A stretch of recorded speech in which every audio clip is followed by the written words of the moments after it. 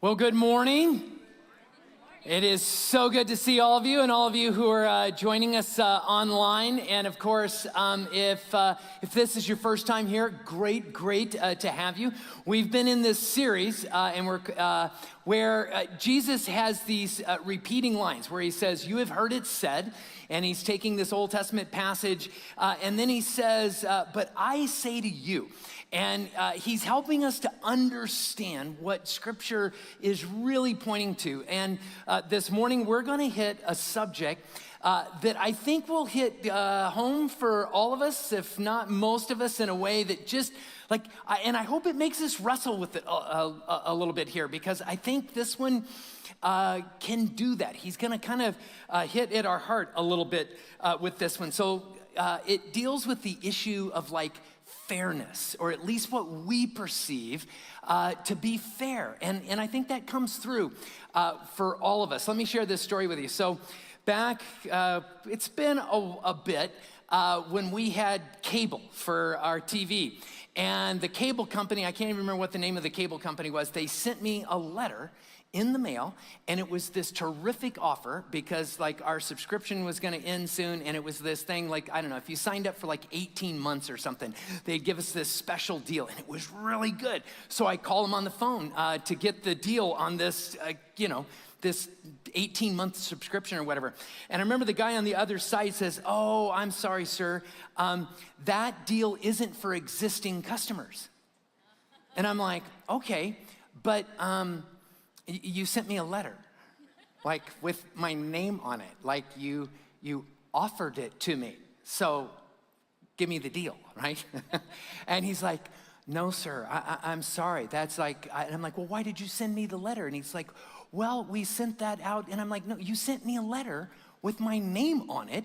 I should get this deal." And he's like, "Well, no," because, he's trying to explain this. And I said, "Okay, so, then I'm going to cancel my subscription, because then I'll sign up," right? And I'm trying to be kind of clever in this. And he goes, "Oh, that won't work either, because this is a promotion item, and it's not for former customers either." I'm like, Oh, and then I went back to, "But you sent me a letter, right, with my name on it," right? And so somehow I ended up, I think I said that enough that he was just like, "I'm gonna have you talk to my supervisor," right, in this thing. So then I'm talking to the supervisor and explaining, "You sent me a letter, right? And now you want," and of course this guy's like, "Sorry, that's not for current or former customers. It's for brand new customers only." And I'm going off well, then why did you send me a letter, telling me about this thing if you weren't going to give it to me or whatever, and going through the whole thing. And finally I just said, I'm going to cancel my subscription." He goes, "Okay, but that's not going to help you sign up for this." I go, no, because this is not fair. So I'm going to cancel my subscription.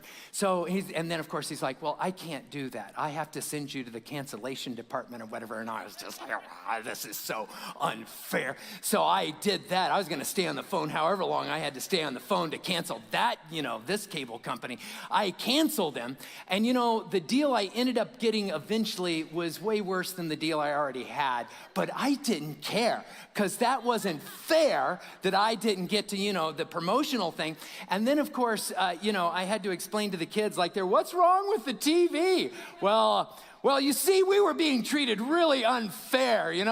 They weren't going to give us the deal, even after they mailed us a letter. And, my kids were like, "Oh, Dad, great defender of fairness in our family. I'm so glad you did that." No, they were like, "You did what?" I said, "Well, I canceled the cable because it wasn't fair." And they're like, But why? Why would you do that? Now we have no TV, Dad. It just became a thing. And there's moments where we can think, we'll fight for this sense of fairness, no matter what, because we read this as this deep kind of value in something, even to the point, right? Even to the point where maybe it's not really in our best interest in this. And I bring this up because this issue of fairness that we all feel at different levels or whatever, this isn't new to us. This has been true for humanity always. And what we're going to see this morning is Jesus, he's going to hit on our sense of fairness as he's seeking to point us a different direction.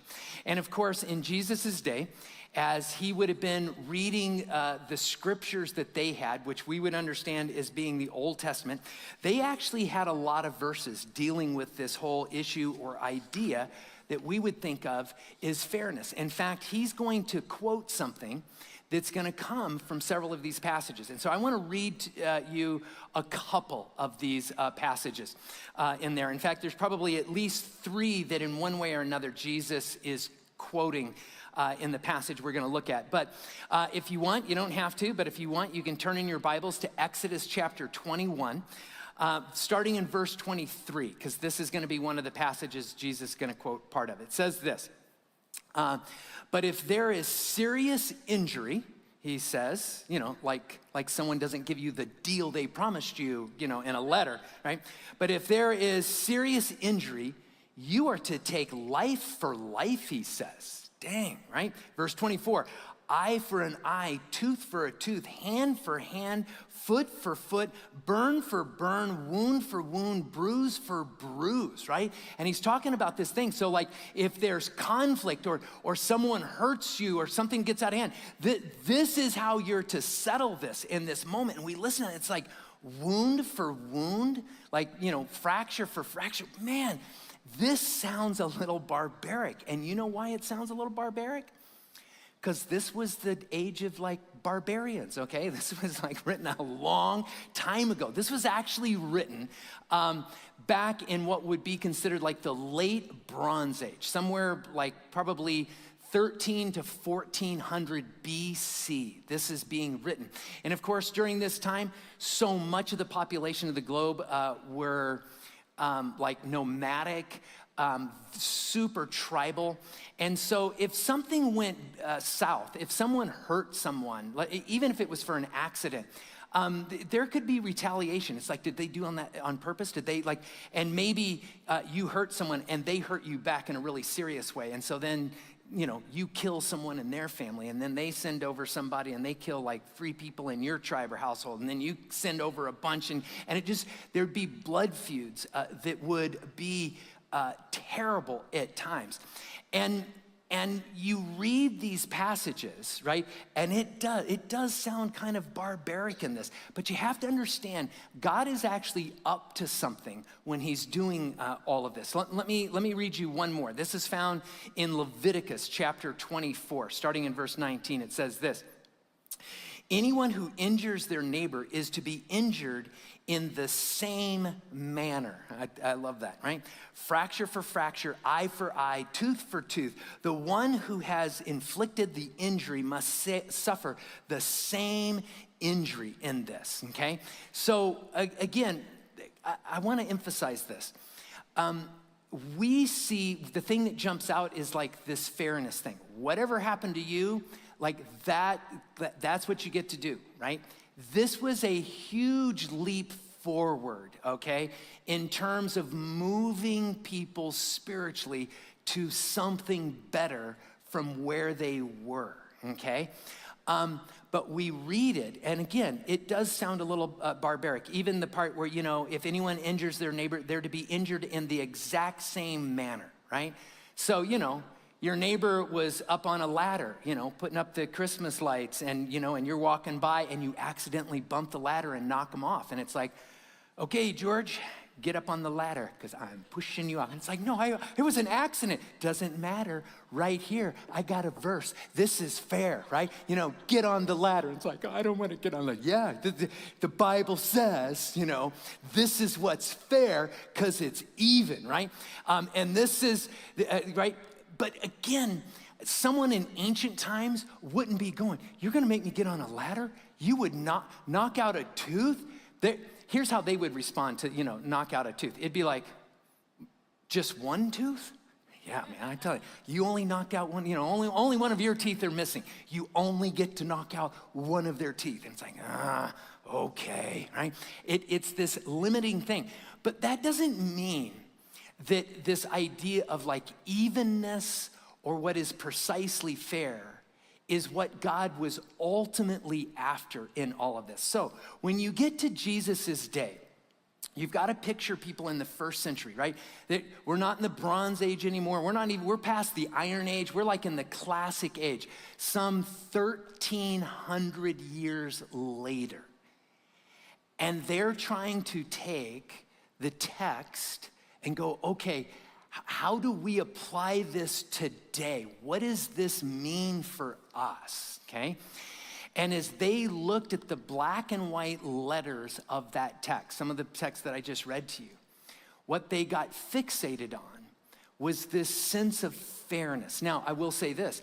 They moved past the idea of like doing physical harm to the same degree as what was maybe accidentally or even intentionally done to them. They turned a lot of this into monetary compensation or other things, but they created a massive system of preciseness. We are going to make this exactly fair, because what God wants more than anything else out of this is fairness in this. And they got fixated on that fairness. And as Jesus comes along, he's like, okay, I get that you're looking at this text and it's inspired by God, but you're missing the heart of God in it. You're missing that there's something else in this. And what Jesus does, specifically in the Sermon on the Mount, especially through this one section, is he's trying to say, I need you to see this. Start with me. When you start trying to understand where Scripture is going, I need you to start with me so that you can understand God's heart, so that you know what to do with this. Because if you just start with the black and white letters, you can get to some weird places. You can get to some places where you think you've done the right thing, but really you haven't, right? You think it's all about fairness, but here's the problem. Here's the problem that they faced. And you know what the truth is?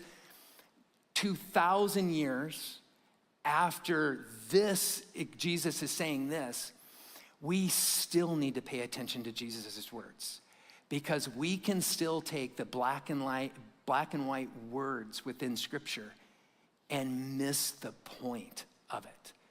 And here's the problem. When you look at the Bible and you read passages like we read, and you take even our own desires for fairness, you can have a desire for fairness and end up pursuing fairness in a way that you become the very thing you don't want to become. You can pursue fairness and become the thing that hurts others. Because that's the whole thing that starts this. If someone hurts you, if someone wounds you, there's something fair, but you can actually become the thing. Think about this for a moment, right? If we take eye for an eye, right? You poked out my eye. It's only fair. I get to poke out your eye. And what have you just become? The person who pokes out somebody's eye. That's what you become. It's like that simple, right? And Jesus is just like, okay, if you think that's what God was really after, you've missed something in all of this, right? If you're at work and someone does something a little deceptive, they take from you, like they take intellectual property, or they just take something out of your lunchbox or something, right? And you're like, well, it's only fair that I take something from you. What do you become? You become the person who takes away from other people. And it's like, is that what you really wanted to be? Do you want to become the person who's doing that thing to someone else that actually brought like pain or hurt to you in this? And this happens with politics, right? Ever have a moment where someone's you're just like, oh no, we're gonna get into this, and they're gonna be like, rah, rah, rah, rah. And you're just like, well, I'm gonna give it back to them, and it's like you're becoming that person. Or you know where we face this oftentimes is in traffic when driving, right? Picture, when's the last time you came up to there was a construction zone, and they're moving everybody into one lane and they've got signs and everything, and right? and you're in that group and you all move over to the left lane because that's what you're asked to do, and everyone does it nice and neat the way they're supposed to. And then everything comes to like a grinding halt. And you look in your side view mirror, and there's some guy that comes around the corner. He's way back there, and he's driving up. And in your heart, you picture what's going on, don't you? You're like, he's driving up, and he sees all of these cars in this lane, and there's one big, long, empty lane all the way up there. And you're thinking, don't you do it. Don't you do it. I know what you're thinking. Don't you do it. Now, I don't ever do this, but I'm wondering if maybe some of you have ever done this. Like you're in the line and you're like, as we move forward slowly, I'm gonna just kind of move over this way. Not far enough that I lose my place in line, but far enough that it's like, don't you dare. Watch this. I'm going to this is a slow speed cut you off move, right? Yeah. Ever done that? Anyone? And so like all of a sudden, what have you become, right? And you're like, oh, I'm that person that's cutting somebody else off in traffic, right? And it's like you can pursue fairness in a way that maybe makes you or takes you to the place that you don't want to be. So again, think back to these rabbis, these scholars, and they have taken this text that is inspired by God, and 1,000+ years later, they're trying to discern and work on, okay, how do we interpret and how do we apply this?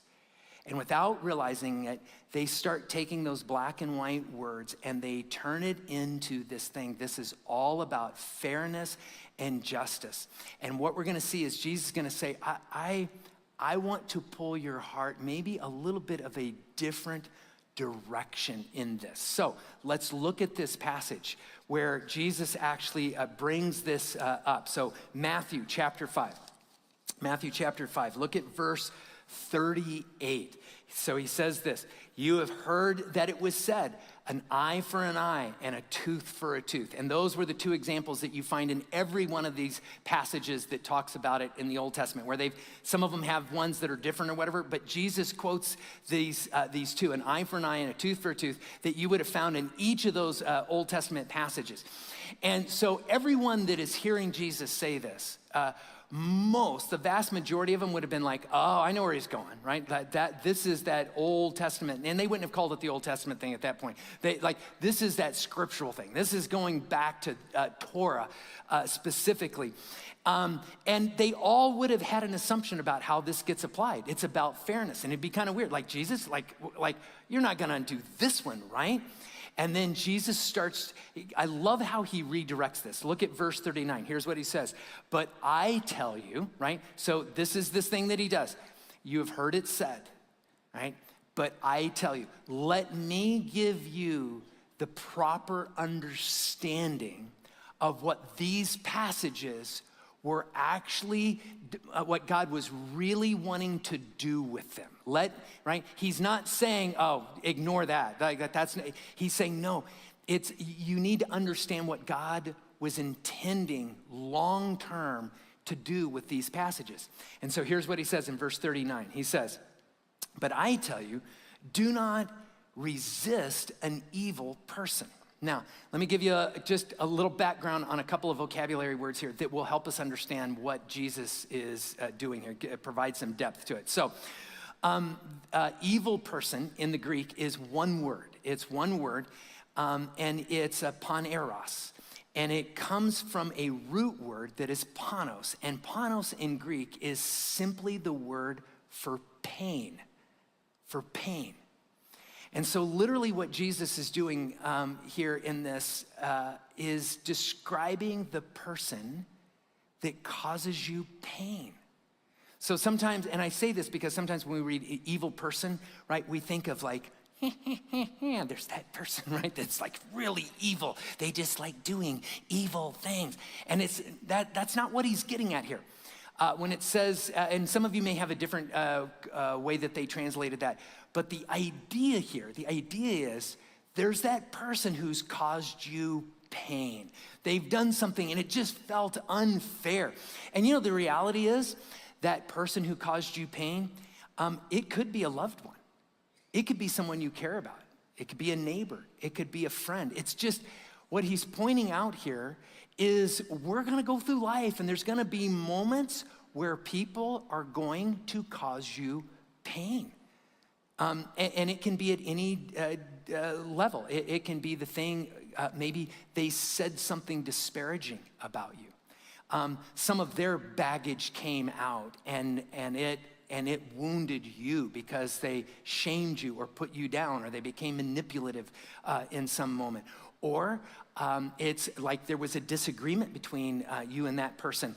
And out of that disagreement, you're just like, man, you became attacking and you like, and this hurts in this.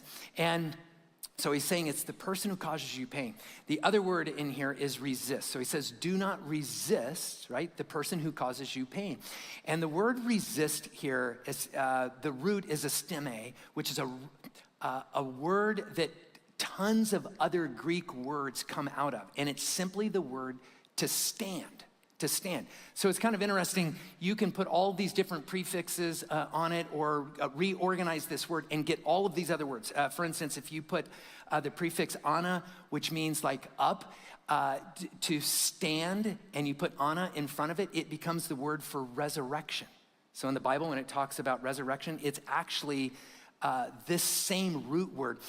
If you put the prefix apo in front of it, apo means like a way.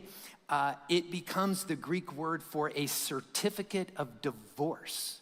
Because what you're saying is it's like this declaration, you have to stand away, like we're not together. Like it's this, and that's the word that they chose for like a certificate of divorce. So this word that is used here in Matthew is two words. It's a steme, it's the word for stand, and it combines it with the Greek word anti, which we get our English word, guess what? Anti. So it's anti-stand. It's like I stand against you. And it perfectly describes the posture we take like internally or in our heart when we're wounded by somebody. It's like, oh, you wounded me. I am now anti-you. Like you did something unfair. So now, like I am anti-you. I'm going to force you, right, to offer the thing that'll be fair to me in this moment. And all of a sudden when Jesus says this, so picture what Jesus is saying. It's like, I know that like you take these Old Testament passages and what you think God is after is just like, well, okay, you get hurt, you get what's fair and not one thing more. And that's how they would have seen it. It's just like you get fairness and nothing more. And it becomes this huge thing about fairness. And what Jesus is saying is like, okay, but what you're talking about is this huge argument or standard between fairness between people and how these people behave and how these people see each other. And what Jesus is saying is, I get the fairness component of it, but the fairness was not an end unto itself. It wasn't about getting perfect fairness. It was actually about how people were relating to each other. And the fairness was an important step forward for those people 1,300 years ago to stop killing off each other, in droves and actually moving towards fairness. But ultimately, God was wanting them to take a different posture in the way they would see and relate and understand each other, right? Because the reality is, God's heart is, regardless of what someone does or doesn't do to you, he doesn't want you to become the kind of person that will hurt others the way you were hurt. See the difference, right? And so he's like, this is way beyond fairness. It's about who you're becoming in this. This is, to have that understanding all of a sudden helps us understand how to see and understand these passages. Because here's the reality, friends. You can be filled with a drive for fairness and land in a place far from what you really want. It happens to us. It was happening in the first century. Here just recently, I took my daughter on a trip to Costa Rica as a graduation gift for graduating from college. And so we we spent a week there and had the best time because she's the adventurous one in the family. And we did all of the, all the crazy things from bungee jumping and cliff diving and the whatever you do on the cable when you slide down the cable, that everyone else in my family would just be like, no, can we just stay home and read, right? And we're like, fine, no. So there was one evening after we had a great day, playing in the rainforest, that we went into this huge souvenir shop. And in this, this souvenir shop was maybe almost as big as this room. It was this massive thing. And it had all of these things made by, local people in the area, just like what you'd think of as souvenirs. And they had all of this stuff that was made out of wood, including this whole huge section of all of these toys, like these toy cars and trucks and stuff. And this young family walked in, and they had this little boy, and they got him a toy truck. And so they go and they pay for it, and somewhere after they paid for it and before they got to the car, this truck broke, right? And the mom comes walking back in, and she's got the truck, and there's like a fender and a tire that, a little wooden tire that were broke. And she's like, this broke. She goes up to the lady at the counter, and she goes, it broke. And apparently, the little boy dropped it or something somewhere around the threshold of the front door of this place. He drops it, it breaks, and the mom comes back and says, can we get another one? And the lady at the counter is like, I'm sorry, but like you already paid for it and took it out, and so I can't replace it. Of which she's not real happy about this, and she leaves. I don't think anything of it, and the next thing I know, the dad is now back in with his son and his wife, and he's like, no. Like you need to replace this. Like, this shouldn't have broken this way. And the lady at the counter is like, no. You bought it, walked out, and it broke. We're not responsible. It was a functioning, toy truck when we handed it off to you. And all of a sudden they got into this argument like, okay, what's fair in this moment? And you watch their arguments between fairness. And it's not long before it's no longer, because it first started off with like, okay, but you walked out the door. And the guy goes, yeah, but I'm still on the property. And so yeah, but you paid for it. Yeah, but your kid is the one that broke it. Yeah, well, what you make is trashy stuff. And I say trashy stuff. That is a loose translation of some other words I can't say right now, right? He went on with some very cool ways to describe all of the merchandise in this place, right? And he's like, you're making junk and this is not right, and just, and so they go back and forth, and the clerk, she is refusing to do this. And so when the guy accuses her of being a part of an outfit that is intentionally selling broken down, junk, she goes, well, maybe if you taught your kid how to value things and take care of it, it wouldn't have broken, right? And I was just like, oh my gosh, I was just trying to ask, which set of coffee beans are more smooth, and I just will wait to ask my coffee questions until later. And they go, and it just blew up into this thing, to the point that at one point, like, she's calling for her manager. The manager showed up and then left. I don't know why. He solved nothing. And the guy is demanding that he get a new truck. And then finally he goes, well, and he takes another truck a new one off the shelf, and he goes, there's, your blankety blank blank truck, and put it back on the shelf, and then starts to walk out like this, like, you're gonna stop me? And she goes, I'm gonna call the policia on you if you step out the door. And I remember I was just like, and this is like 10 minutes after I had left. I came back, right? And now I've just got chocolates, I just wanna know something about the chocolates here. And he's doing this thing through the doorway, and he's like, you gonna call the cops now? Yeah, yeah. And it had the automatic doors, and they were like, open, close. And it's just like, and she's like, got her hand on the phone, and I was like, oh my gosh, this is like, Now, here's the sad thing though, right? Both of them are arguing like this, like fairness, you owe me. They're both seeing the other as the anti. I am anti-you, because you're the one that's hurting me right now. You are keeping me from what is fair. There's a dad who's defending his son in this moment, right? I'm gonna do what's fair for my son. You owe him a new truck. And there's a clerk who's like, no, I'm defending, my store, right? I can't just let people, break stuff and then expect us to replace it in this moment, right? I look at this little boy, who is bawling his eyes out and has been crying and bawling his eyes out, right?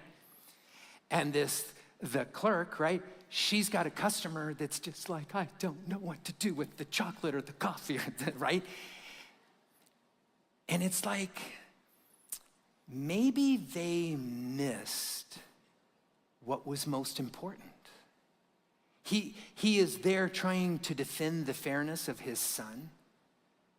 His son's night is wrecked, right? He has watched his mom and dad arguing this out in some terrible way, right? And the clerk, right, everybody in the store, like, she's not created a better situation for all of this. But by golly, these two people were not going to give an inch based on what they thought was fair. But the question they never asked? Who do I want to be? Do I want to be the dad who models this to my son? Do I want to be the dad that in the name of fairness has like they were on a family vacation, right? To have fun and enjoy themselves. Well, that was an enjoyable night for that family, right? See? And so what Jesus says in this moment is he's saying, listen, I understand how you've taken this verse, an eye for an eye, a tooth. I understand the fairness thing.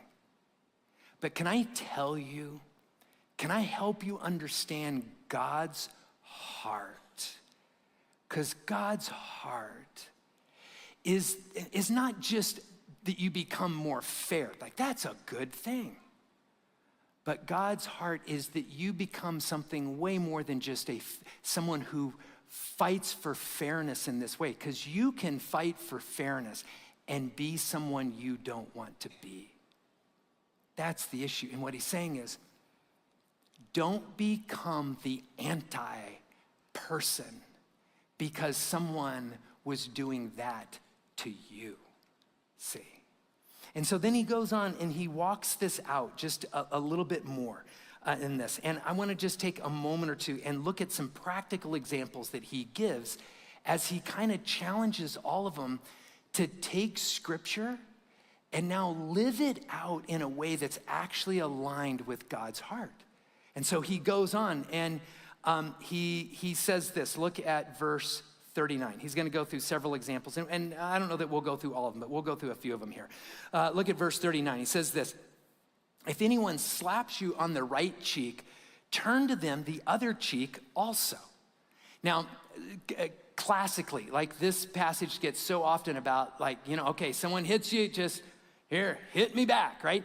And there's something that kind of falls kind of weird with us on that one because it just seems like Is it all about weakness and just run away?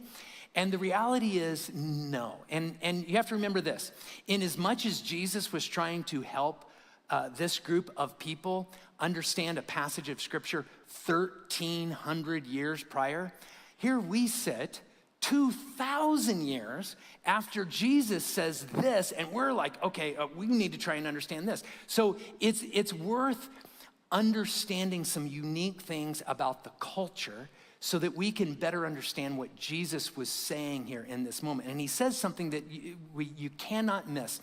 It seems trivial, but it is not. Look back at the verse. He says, if anyone slaps you on the right cheek, and here's why that's important, okay?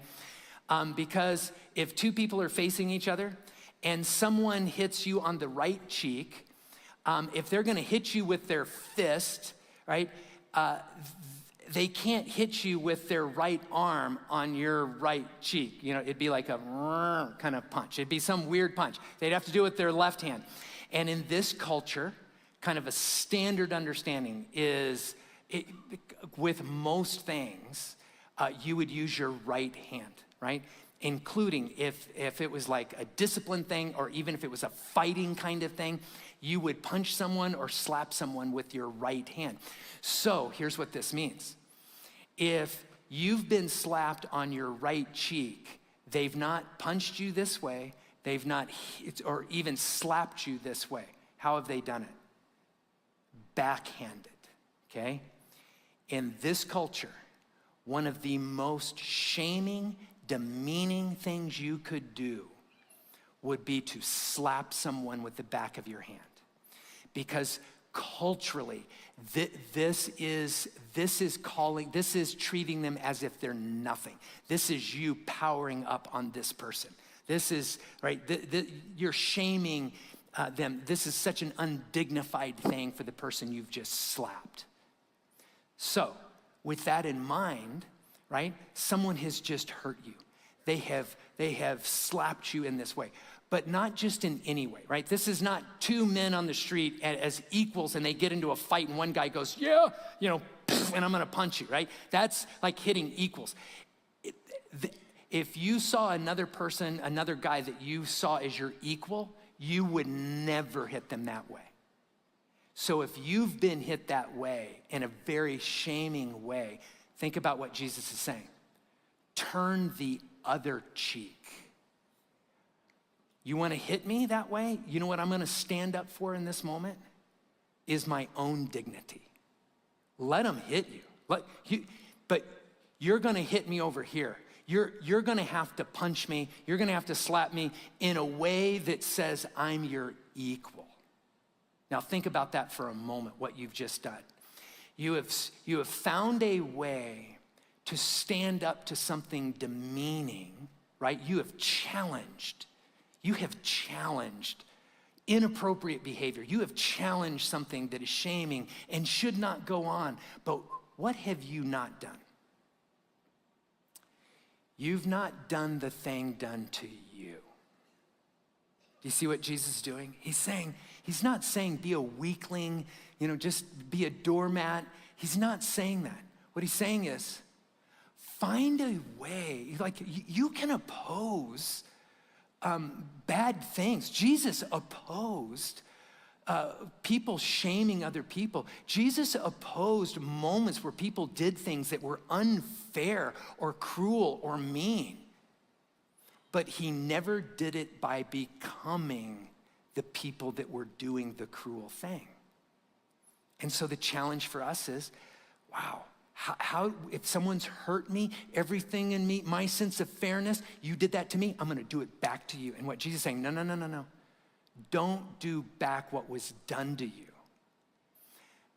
But you're allowed to stand up for yourself. You're allowed to stand in a place of dignity. But I challenge you to find a way to do it that doesn't attack them, see?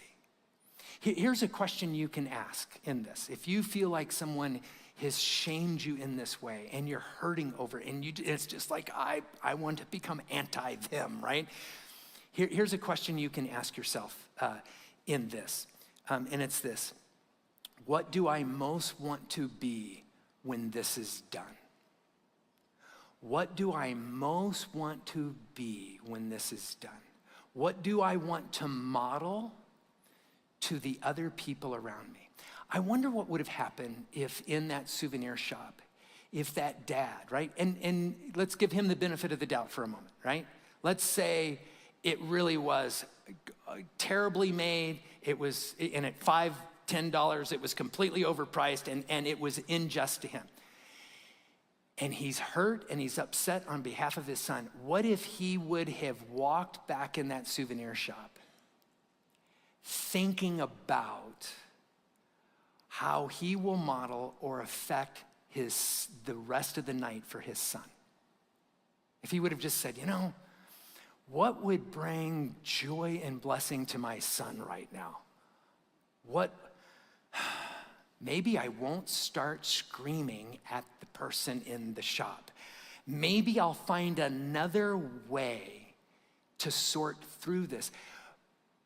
But he didn't.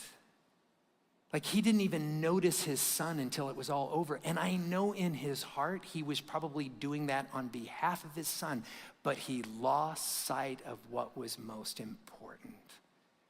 And Jesus is saying, you're gonna get hurt in this life. You're gonna have the person who's gonna cause you pain.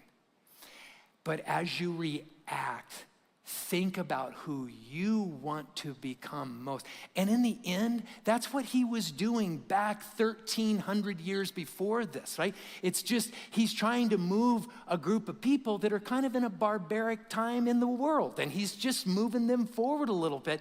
But the goal was to have them become something different, relationally and as their own people. Let's look at least one more, maybe two. We'll see.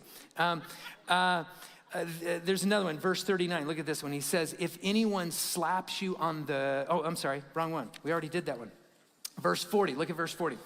And if anyone wants to sue you and take your shirt, hand over your coat as well. Right? And our tendency is, you're gonna sue me, I'm gonna countersue you, right? You're gonna come after me, I'm gonna come after you. You're gonna take from me, I'll take from you, right? Because that's fair in this whole thing.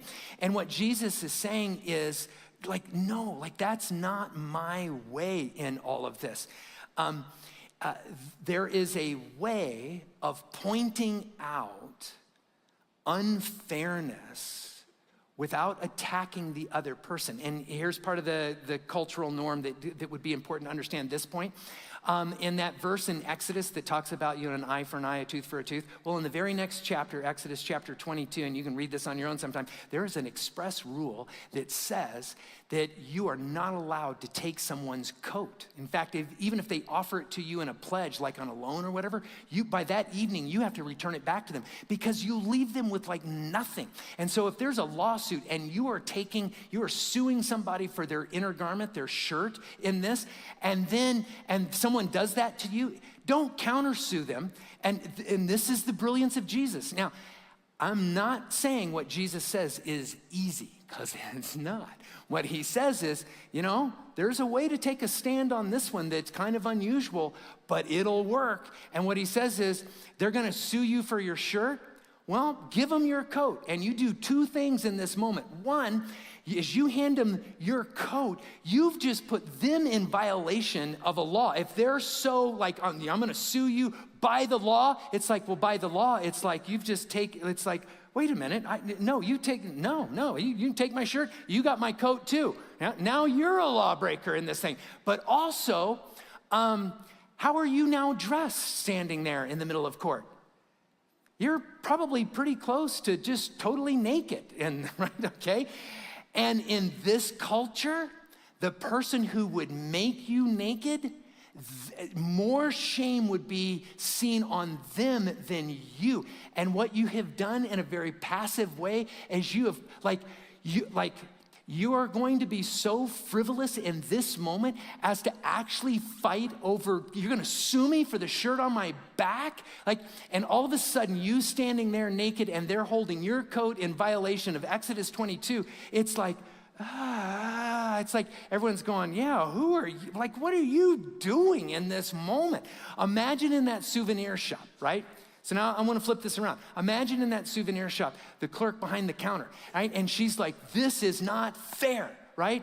He paid for it, but like there's a cost on our part on this. And he takes it, and just because he breaks it, nothing against his son, but they broke it, they're responsible. And now they want to throw this back on me, like, no, like, but what would have happened? What would the customers in the store have done if that clerk would have said, I know I can't return it technically, but I tell you what, reached down in her pocket and pulled out $10 and said, I'll buy your son a brand new truck. Here you go. What's the dad gonna do? Oh, no, you gotta exchange it. It's like, and all the cousins be like, well, you made this poor woman who works here out of her own pocket, buy you a truck when you're the one that's like, everyone would have been like, in that moment, right? And what Jesus is saying is like, even if it costs you, think about who you want to be. Because maybe there's a way to face injustice, even if it costs you. But maybe what you get to point to with greater clarity is the injustice, with greater clarity, the thing that is wrong, without becoming the person that's just like the person you're trying to point out. See? So again, here's the question. Ask yourself, when this is all over, who do I really want to be? If you ask yourself that question, most of the time, it will guide you in a really healthy way to make choices. And granted, not always easy. They may be sacrificial, they may be hard. But on the other side of it, you won't have a bad conversation with your spouse on the drive home for, why did you do all of that in that store? You'll like who you're becoming. And what Jesus is saying is, I know you have this verse, but if you understand God's heart about it is about you becoming the kind of person you want to be, but also becoming the kind of person that God has called you to be. Let that guide you in there.